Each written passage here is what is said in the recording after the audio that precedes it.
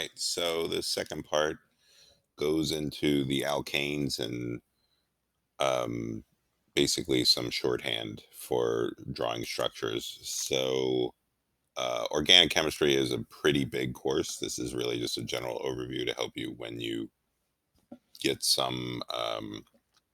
give you some background so that when you take the course a little bit later, you've had some of the background already. All right, organic chemistry deals with things that are living, and much of the living things deal with this carbon backbone. Carbon hydrogen backbone is what makes a lot of living things. It's what's making them tick. So the key here is remembering that every carbon needs to make four bonds, right? We talked about this. Carbon is four away. Carbon is number six on the periodic table. It's trying to be like the noble gas, the Kardashian neon, which is four away. So it needs four uh, electrons, four shared bonds to get there. And what we see here is every carbon then has to have four bonds. There's no exception. Carbon without four bonds needs to keep going so that it gets to four.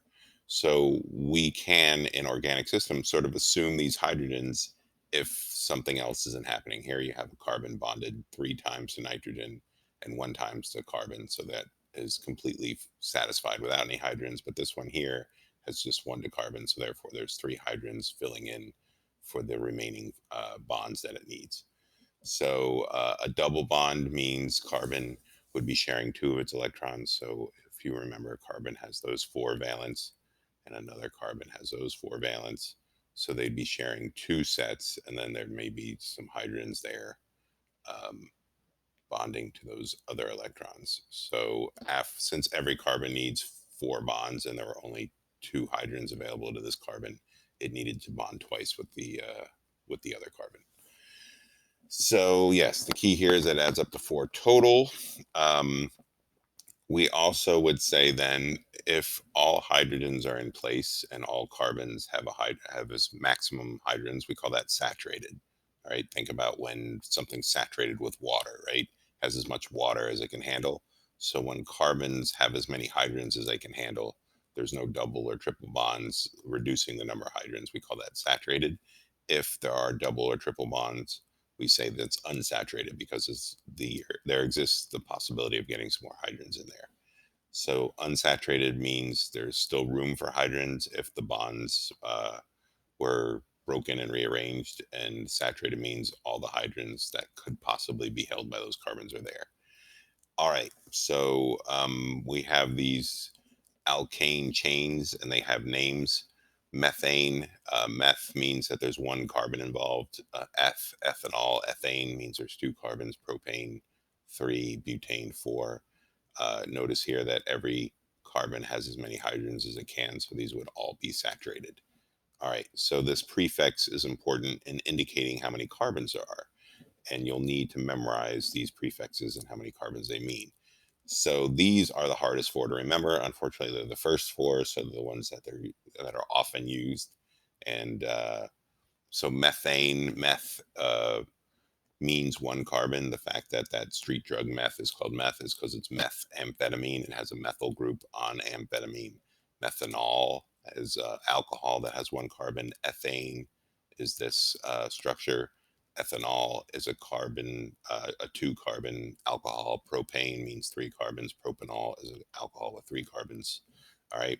So there's also pentane. Now these make more sense, right? You know what a pentagon is. So pentane having five isn't shocking to you. Hexane, again, you know what a hexagon is. Hex having six isn't shocking to you. Hept may be a little new to you, but hept means seven. Eight, octagon, right? Octane, octopus. So those have eight. Octane, this is what's put in your car, actually. That's the fuel for your car. Eight carbons in the fuel for your car because it has the oct. Okay. So these are a little easier. Pent, hex, oct are ones you're familiar with. So to help you really remember, like I said, these first four um, are important. There's this saying that monkeys eat peeled bananas. So there's a monkey eating a peeled bananas. And that sort of helps you remember the order of the first four. So monkeys, meth, eat, eth, prop, peeled, and b, bute, bananas. So monkeys eat peeled bananas helps you remember that the first carbon, one carbon has an M, two carbons has an E, three carbons has a P, and four carbons has a B. But you'll still need to know meth, eth, prop, and bute for this unit. All right, so this list needs to be memorized. It goes on a little further. Non for nine. It almost sounds like nine. So again, hopefully that's a little easier. Decade, 10, dec would mean that there's 10 carbons. So the real hard ones here are the first four. Unfortunately, those are the ones most often used um, because it takes fewer carbons to get there. So when you get more carbons, it gets a little more complex. And that's not a thing we'll be doing. So the other thing I was hoping you'd get out of this is how to draw these structures. So carbon, since it has hydrogen whenever nothing else is talked about, this is a fully saturated one, two, three, four, right? Four um, carbon system. So that would be butane. So butane has all its hydrogens here, but notice while this is showing you the structure, showing that tetrahedral structure that we talked about in bonding, um, that's nice, but it takes up a lot of space. If I was going to put this on a test, it would take basically 3 lines. I can reduce that in this condensed structural formula where I just show that CH3 as CH3, and then I show CH2, CH2, right? CH2, CH2, and then another CH3 at the end. So at the end, notice there's threes, right? There's three hydrogens on the end because it's sort of the terminal. And in the middle, you have two hydrogens because they have two carbon bonds. All right, so let's take that a step further. We can condense this even further to the skeletal formula where we're just drawing lines. So now this, every terminal of a line would be a carbon. So this would be the carbon one. So if that's carbon one, this would be the carbon two. That's carbon two. This would be the carbon three. That's carbon three. And this would be the carbon four. So now we assume those hydrogens. So if we know every carbon needs 4 bonds, this only has 1 bond. We now know that there's 3 hydrogens on there, right? Just by seeing this structure, we know because every carbon needs 4 that, well, that only has 1 bond, so there has to be 3 hydrogens. This needs 4 bonds. It has 2, so there obviously have to be 2 hydrogens. So this kind of thinking um, helps you through this. So let's get into that. So the skeletal formula again is a shorthand. It while this is nice, this condensed structural formula, this is even faster to draw, and hydrogens are implied. That's the key here. Anytime you see the skeletal formula, if you don't, if you're sitting there like, well, what other atom is there? It's hydrogen, and just fill it in with hydrogen. Anything else will show you. Now let me show you some of these in culture and whatnot. Or actually, let's start here. Here's benzene. So this is the structure of benzene. There's carbons. Some are double bonded, some are single bonded, right? This is a nice structure here. These hydrogens would all be assumed. So when we were drawing the skeletal structure for these, first thing is we would eliminate all those hydrogens. And secondly, all these carbons would just be lines represented by lines that connect. So if we were doing that as a skeletal structure, it would look like this. This is nice. See how this takes up significantly less room than this bigger structure. So this is benzene in the skeletal structure. And as you can see, we would assume a hydrogen everywhere because every carbon has 4 bonds. There's 3 on each carbon, so there must obviously be 1 hydrogen. So we would sort of just see this in our head as opposed to having it all written out. All right, so here's cholesterol. All right, this is cholesterol with all its carbons. Hydrogens aren't even drawn because there's basically no room. So do you see how that doesn't look as elegant as this structure? And maybe you've seen this in what you've been doing through work. This is the skeletal structure of carbon of cholesterol. So all of these little junctures are considered a carbon. Sometimes, and it's nice when they write the terminals as the CH3s. That's a common practice actually, so that you don't have to think about where the ends are. And then, but you just assume that because this, let's talk about this one here, right? That has to be a carbon because it's in the skeletal structure. it has two bonds already, so there have to be two H's coming off of here.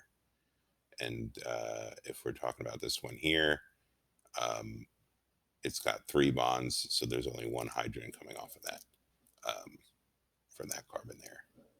So yeah, that's why we do it. Here are some of the antibiotics, as you can see. If I, nope, maybe not. Um, it's very important that we use these skeletal structures and understand these skeletal structures, because it's a fast way and a low um, space way to write these things. And since we can assume that carbon hydrogen is the backbone of pretty much everything of interest, we can just in our mind add all the hydrogens to these carbons. So here is vitamins that you would take. Okay, again, a lot of carbon hydrogens going on. Occasionally, if there's a nitrogen, they'll show it. If there's an oxygen, they'll show it.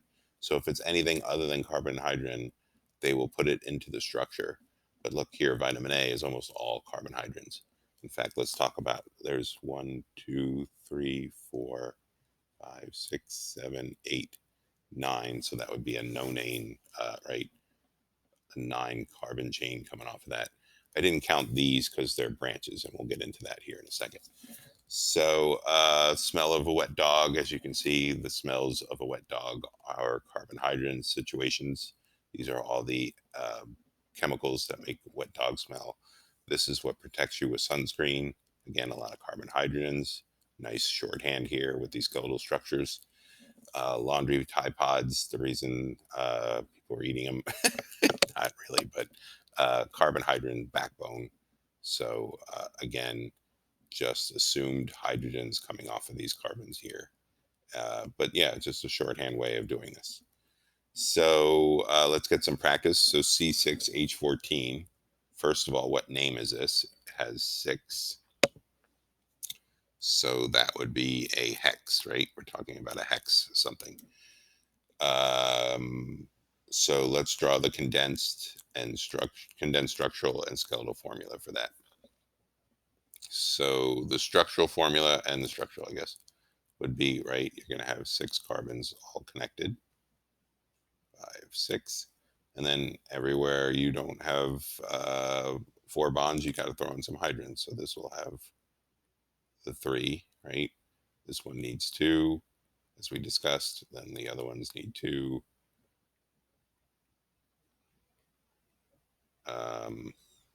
And then the terminals need 3 because they have no more carbons bonded to them. If we're going to represent that in that condensed, this would be the CH3, and then a bunch of CH2s. Oops. CH2s. And then another CH3 at the end. Now, you may remember that on the previous example, the H was first, so you could draw it as that. That's fine. Order, it's more about what's there than the order you drew it in. Okay. I like to put the carbon first and the hydrogen second all the time. And then if we're drawing the skeletal chain for this, we just would need a line that has 6. And so 1, 2, 3, 4, 5, 6 has 6. Uh, each carbon is the end of the line there. So there you go. There are the answers, much more clear than my chicken scratch. As I showed you here, so this method puts the H's first on that one, and then the H's second on that one. They're both the same thing. You can do it as I did, always put the H's after the carbon. That's an accepted way to do it. If you'd rather do it this way, that's fine too. But just keep in mind that order doesn't necessarily mean anything. If we have closed rings, so if something were to circle back around and connect to itself, you would have to lose hydrogens then. So if you are losing hydrogens, then that might mean you have some rings. Then there's also branching that occurs if a branch is involved. So here is 1, 2, 3. So 3 carbons is a prop. Here's a prop with a branch on it. So that would be, you can call it methyl propane. You can actually, it's also called T-butyl as well because it's got 4 carbons in it. But anyway, when there's a branch, those, notice here, basically the point is there are now 3 carbons that have three hydrogens and one carbon that just has the one. Okay. But they're both the same overall formula, C4H10, because every carbon was looking for those hydrogens. So there were places to put 10 hydrogens, sort of regardless of how it was put together. As long as you don't put double and triple bonds in there, saturated carbons are going to use the same number. So C4H10, whether it's branched or straight, will still have the same number of hydrogens in it. So this works well for when we name these things, we usually go with the longest chain. So here, the longest chain is 1, 2, 3, 4, 5, 6. So that's hex, and it's got a branch on it. So we wouldn't call this hept because that branch kind of comes in the middle. So we would call this basically 1, 2, 3 methyl hexane. So it's a hexane is the main thing, and on the third carbon over, it's got a methyl on it. Is what we would call it. But the parent chain is the longest uninterrupted chain, and again, that'll be important when you get into organic. Not so important here. So branches can be, let's see, like I told you, here's that methyl ethyl prop, right? They don't tend to be long. So that's why it's important to know these first four things.